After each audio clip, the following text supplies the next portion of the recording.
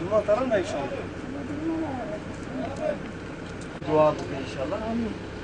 Telefon numarası 535.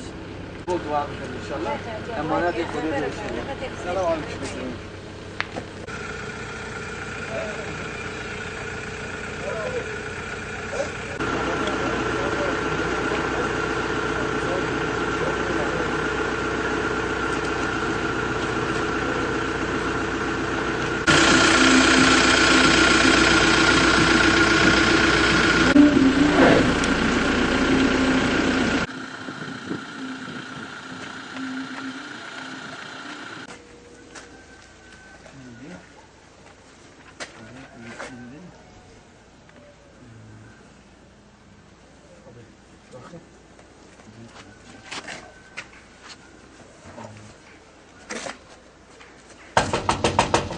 Bugün zaten ortalarda hiç düşmedi.